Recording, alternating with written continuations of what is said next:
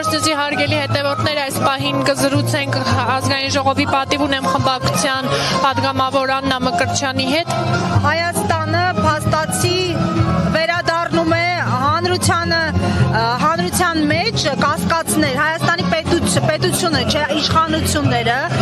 հանրության մեջ կասկածներ են սերմանում ցեղասպանության իրողության հանդեպ։ Դուք կսպասեք այսպիսի հետընթաց անիվի 110 տարի անց ստիպված լինել հենց ազգի ներսում ինչ որ հաստատել եղած փաստը։ Դե Նիկոլը Նիկոլ չէր լինի, Նիկոլի ամբողջությունը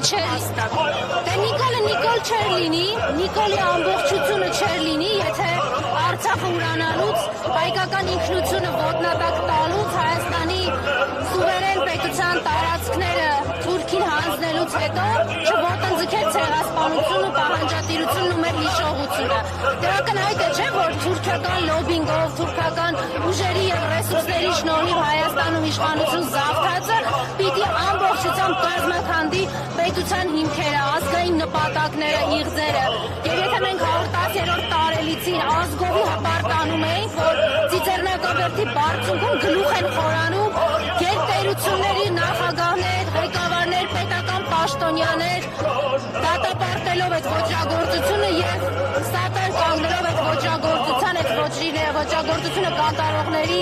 պատասխանատվության և մեր ազգային պահանջատիրությանը։ Հիմա մենք այսօր պրոբլեմ ունենք Հայաստանի Հանրապետության հրապարակում, Երևանի Հանրապետության հրապարակում, այս թուրքահպատակ իշխանությունների դեմ պայքարելով իրենց կամքին հակառակ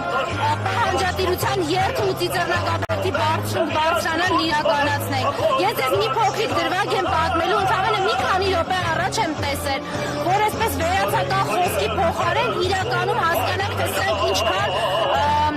հակահայ են իրենց էությամբ։ Ուրեմն 7-10 դեռ Հանրապետության հրապարակի երթևեկությունը կանգնացած չի եղել ոստիկանությունը։ Եվ այդ խուլիգանապետը,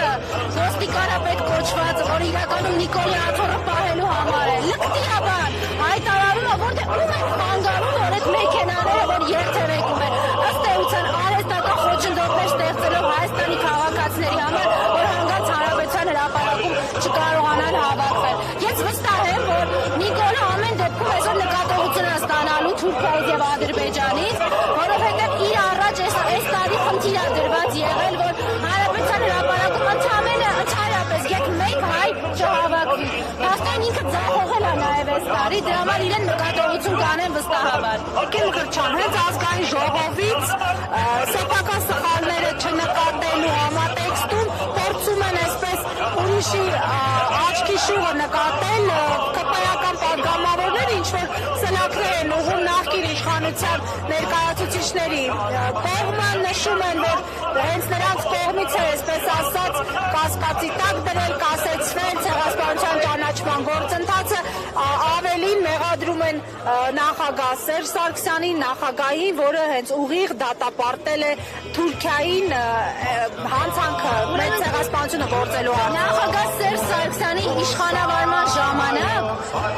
աշխարհի բազմաթիվ երկրներ ընդունել են հայոց ցեղասպանությունը, դատապարտել են հայոց ցեղասպանությունը, ընդունել են հայոց ցեղասպանությունը հերքելը քրեականացնող բանաձևեր օրինագծել։ Նախագահ Սերժ Սարգսյանի իշխանության ջանքերով է Վատիկանում սուրբ պատարագ անցկացվել։ 100-րդ տարելիցին գերտերությունների ղեկավարներ են եկել այստեղ։ Ողջ հայ ժողովուրդը արժանապատիվ ներկայացել է որպես պահանջատեր եւ ոչ թե զոհի, այլ ինքնությունը պահպանողի եւ այս անմոռաց ինքնությունը ժառանգներին փոխանցելու։ Իրենք չեն կարող դա Սերժ Սարգսյանին ներել, այնպես ինչպես չեն կարող նախագահին ներել 42000 քառակուսի կիլոմետր հայրենիք պահելը, անկախ ազատ Արցախ ու անվտանգ Հայաստան պահելը։ Չեն կարող ներել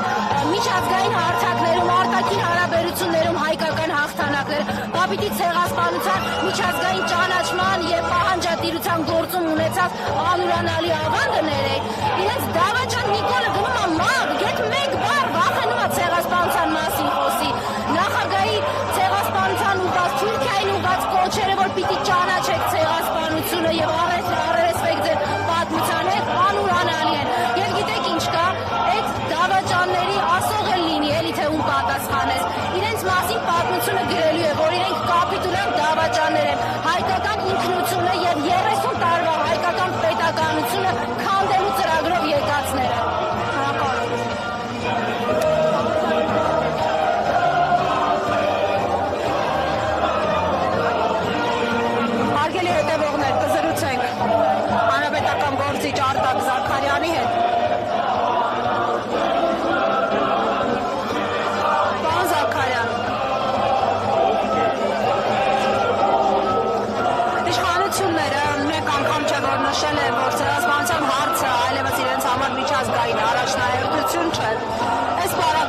ինչպես հայ ժողովուրդը պաշտպանի իր շահերը, երբ պետությունը ներկայացնողները